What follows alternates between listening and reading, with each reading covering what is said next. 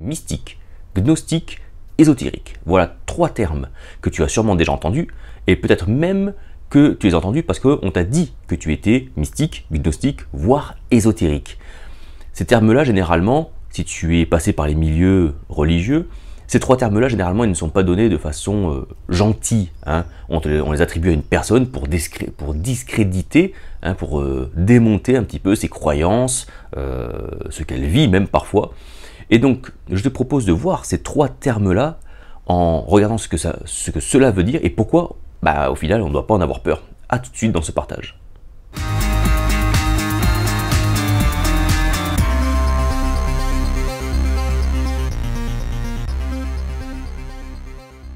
Bonjour à toutes et à tous et bienvenue pour un nouveau partage sur la source intérieure. Donc on va voir 3 termes, mystique, gnostique et ésotérique. Alors, ces 3 termes en hic, tu les as sûrement déjà entendus puisqu'on me les attribue, perso, hein, c'est bon, je m'y suis fait.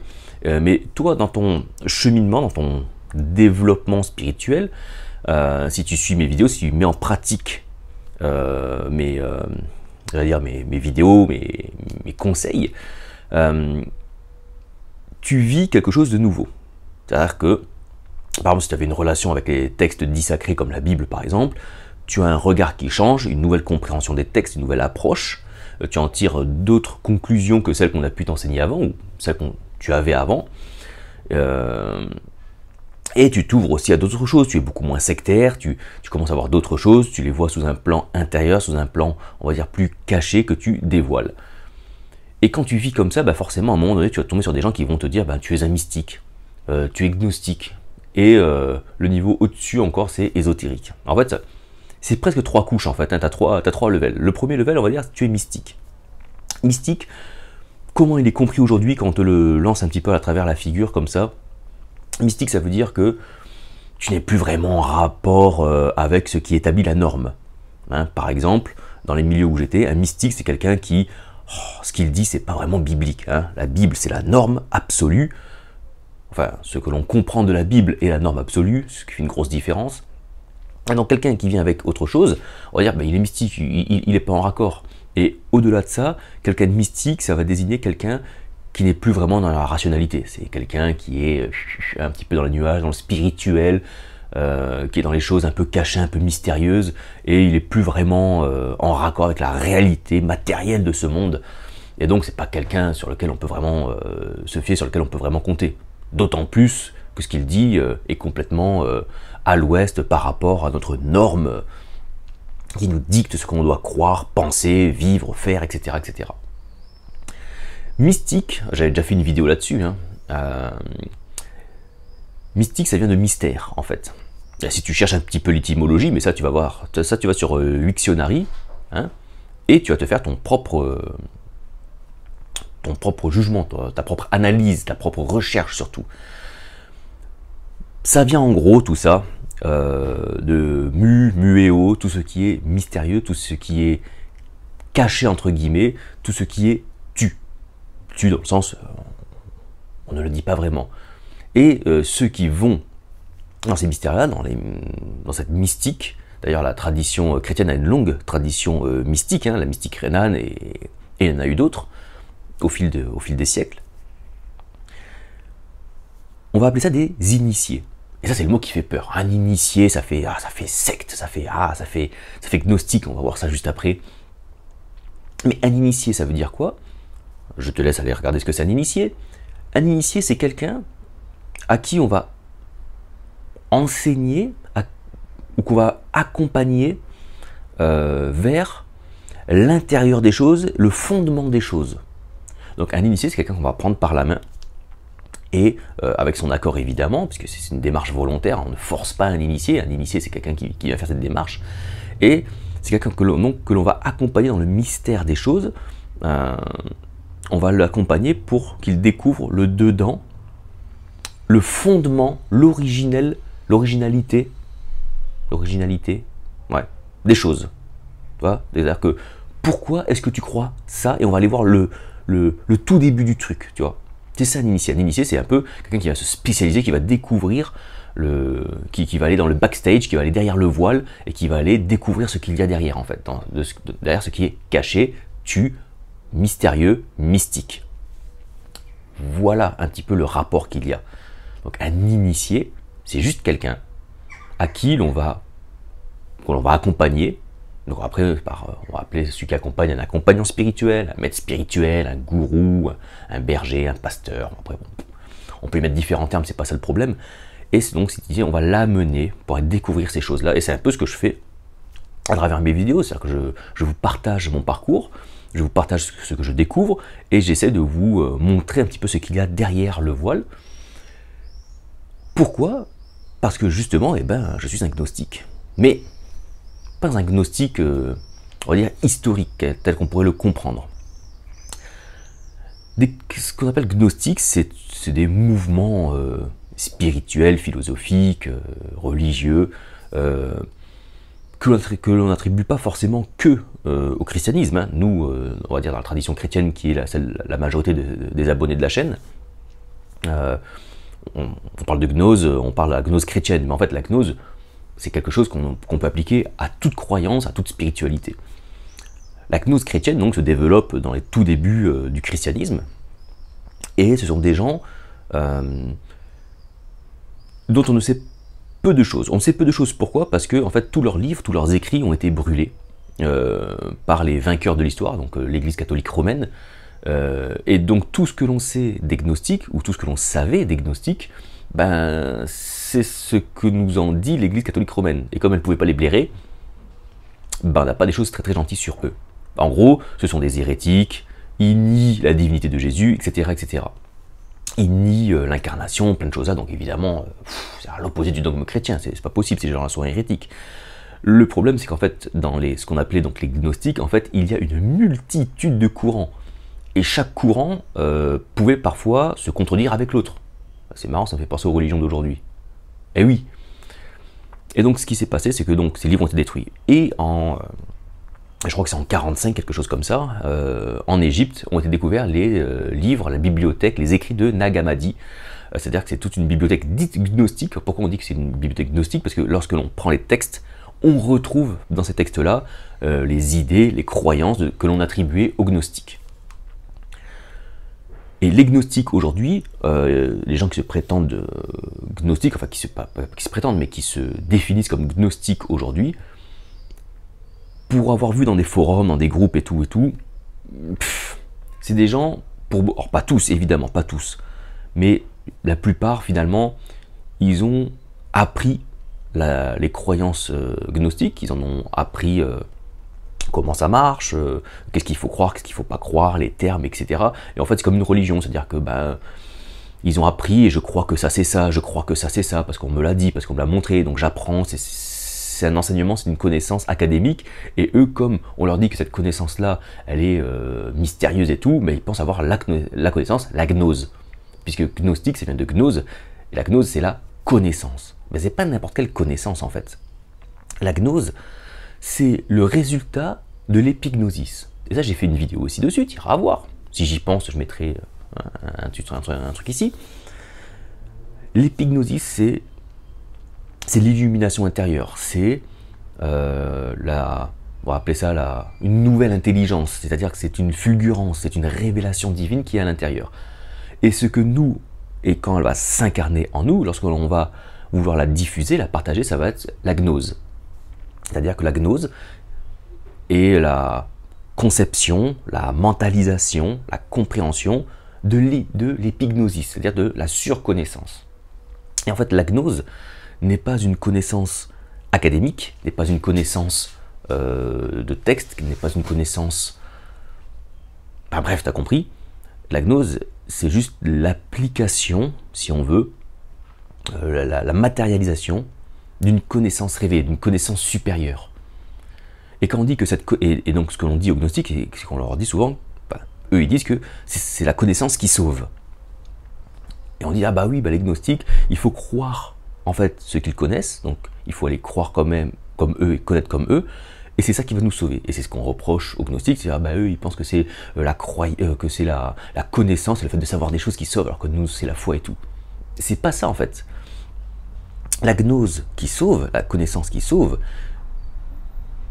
en fait c'est la connaissance, pas de la connaissance académique, c'est la connaissance vécue qui sauve. En fait le salut, c'est ce chemin redressant qui nous accompagne une fois qu'on a franchi la porte. C'est ce chemin redressant qui va nous accompagner, nous suivre, qui va nous transformer au fur et à mesure de notre avancement spirituel, de notre croissance spirituelle. Et donc, cette connaissance qui sauve, il faut la comprendre non pas comme une connaissance intellectuelle, mais comme une connaissance de Dieu lui-même en fait. Et en fait, quand on dit que la connaissance, que la gnose c'est la connaissance qui sauve, en fait, la gnose c'est la connaissance du divin en lui-même, et c'est cette connaissance-là qui sauve, mais pas une connaissance littérale, littéraire, mathématique, alchimique, ou je sais pas quoi, ça c'est que ce ne sont que des applications après que l'on met.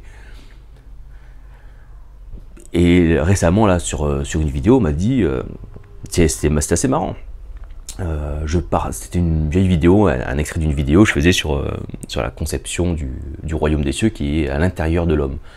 Et j'ai eu un commentaire de quelqu'un qui me dit « Ah bah oui, bah les comment dire, comment il a dit ça? Ou pas les... Ah mince, pas les connaissances gnostiques, c'est...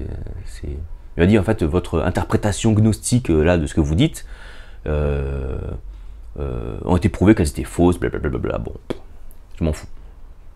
Mais c'est marrant parce qu'en fait, on m'attribue des connaissances gnostiques, donc il me dit ce que vous dites c'est gnostique. En fait, lui, et donc pour lui, c'est une connaissance, comme il aurait pu dire, ça c'est une croyance protestante, c'est une croyance bouddhiste, c'est une croyance gnostique, donc en fait il range la gnose, les gnostiques, dans une religion, quoi, dans une énième religion qui existerait. Alors que l'explication que j'en fais, certes, tu peux peut-être la rapprocher de ce que croient aujourd'hui des branches dites gnostiques, mais je ne le crois pas parce que c'est gnostique. Je le crois parce que ça m'a été révélé, et c'est une chose complètement différente. Maintenant, si les choses révélées, on les appelle gnostiques, il va falloir se poser la bonne question si est-ce que les gnostiques, sur certains points, ils ne seraient pas plus proches de la réalité que d'autres, quoi. Ah oui. L'autre terme qui revient, donc là, t'as vu, on a déjà fait le mystique. Déjà, le mystique, hein, bon, on n'aime pas trop ça, mais on a vu ce que c'était. Le gnostique, hein, on commence à... On monte le level un petit peu, mais on voit ce que c'est, en fait. Quelqu'un qu'on appellerait gnostique, c'est... En fait, aujourd'hui, un gnostique, c'est soit quelqu'un qui croit les textes et toutes les œuvres qu'ont fait les courants dits gnostiques, ça c'est pas mon cas, ou alors un gnostique c'est quelqu'un qui vit de la gnose, c'est-à-dire de la connaissance même de Dieu, parce qu'il pratique ce qu'on appelle l'intériorité, la prière silencieuse, ce moment de présence, ce moment de disponibilité au divin. Et cette pratique-là le transforme, le fait vivre dans le chemin du salut, lui fait venir une nouvelle connaissance des choses, et cette connaissance sauve. Et si c'est ça gnostique, alors oui, là je suis gnostique, alors si tu veux. Ce qui est encore plus important, c'est de connaître, si tu veux, l'origine de la gnose, tu vois, c'est ça qu'il faut les connaître, quoi. Et enfin, le troisième terme, et là on commence à taper profond, l'ésotérique. Alors là, dans les milieux autant mystiques, on veut bien que tu t'assoies au fond, mais tu parles pas trop. Hein. Gnostique, c'est quand même chelou, mais bon, comme il n'y a pas beaucoup de culture dans les milieux où j'étais, et pour la plupart, ça ne savent même pas ce que ça veut dire, donc bon. Et puis à la limite, tu restes au fond. Voilà. Puis dans les milieux évangéliques, quand t'es pas pote avec les catholiques, hein, l'ennemi de mes ennemis sont mes amis, donc voilà. Mais alors, ésotérique, ça c'est le terme, il ne faut surtout pas prononcer ça. Ésotérique, c'est la magie noire, c'est le spiritisme, c'est le vaudou, c'est tout ce qui est démoniaque, c'est Satan, c'est les œuvres du mal, c'est... Ésotérique, de éso, en grec, tu le retrouves plein de fois dans la Bible, c'est le dedans, l'intérieur. C'est marrant, hein, comme on revient à chaque fois dans les choses comme ça. Quelque chose qui est ésotérique, quand on dit qu'une chose elle est ésotérique, c'est une chose qui est cachée, masquée, et donc elle est ésotérique dans le sens où il faut aller dans l'intérieur de la chose pour la comprendre, pour l'appréhender, pour pour la saisir. Et donc, on en revient un petit peu au mystique. Mystique ésotérique, finalement. Alors après, j'ai pas développé la sémantique des mots et tout, mais c'est assez proche quand même. C'est-à-dire que l'ésotérisme, c'est juste entrer dans les facettes cachées des choses, derrière le voile des choses. Et quelqu'un qui est ésotérique, c'est quelqu'un qui va systématiquement, un peu comme le mystique, d'ailleurs, j'arrive pas trop à faire la différence entre les deux, mais bon, comme ce sont deux termes que l'on met à part, l'ésotérisme, c'est juste les choses intérieures que l'on découvre par la gnose, qui est à l'intérieur de nous. Et oui, mais en fait, tout se tient, tout est lié, hein, mon gars, il y a une cohérence parfaite, quoi.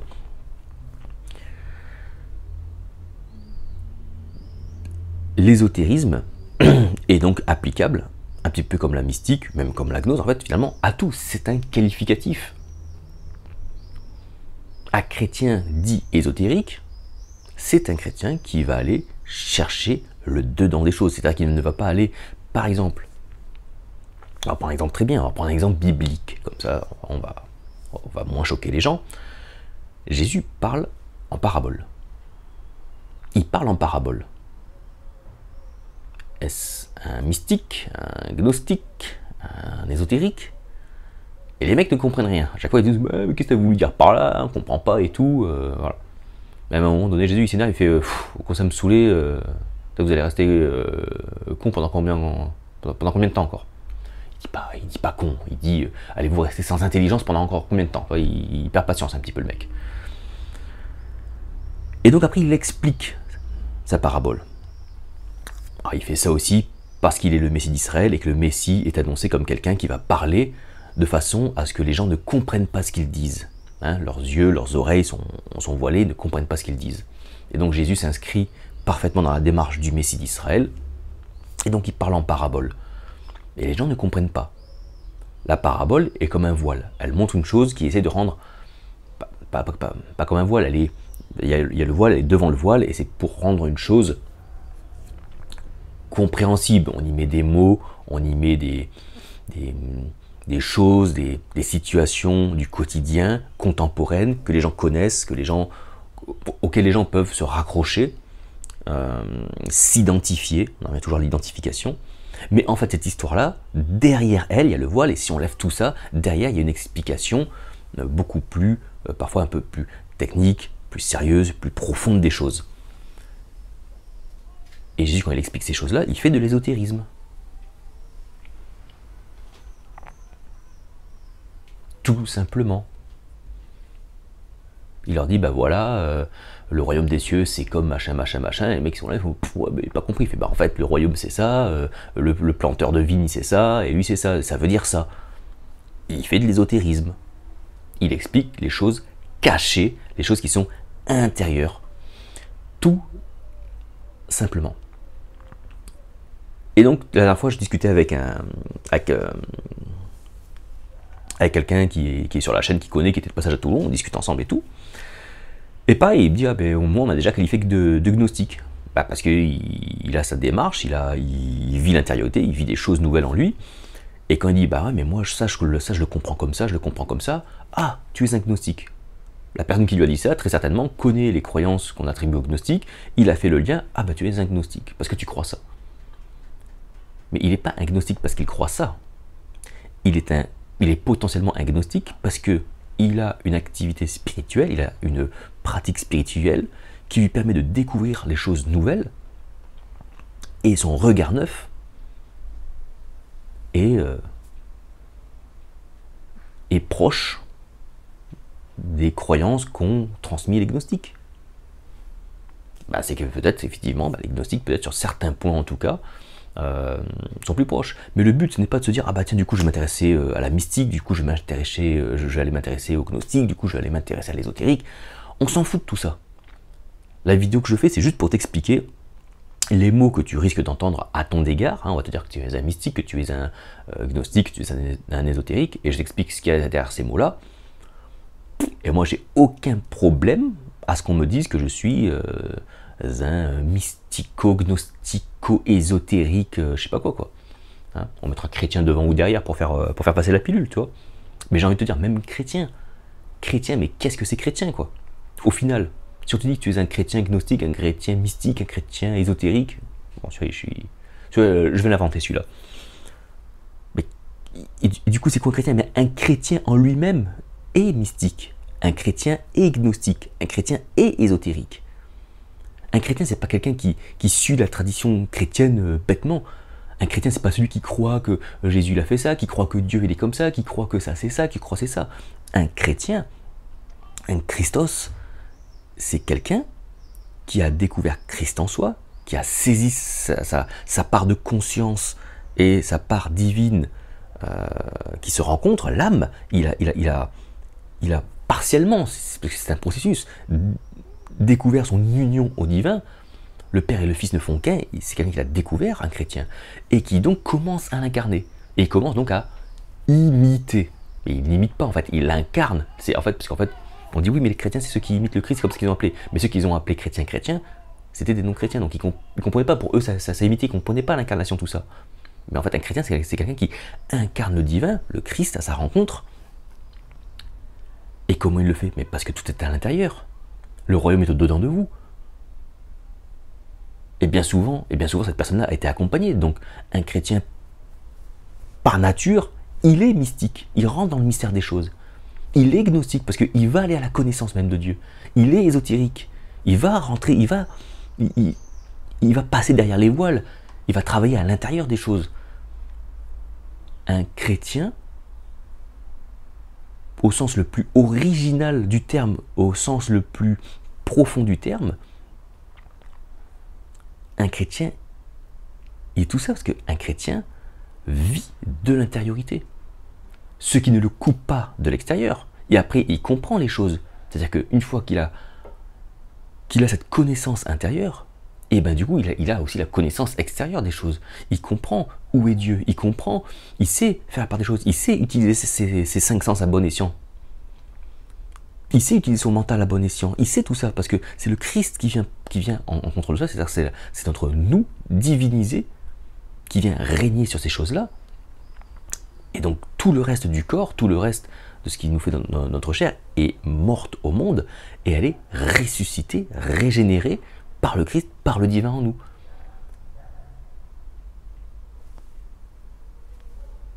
Ça, c'est un chrétien, ça.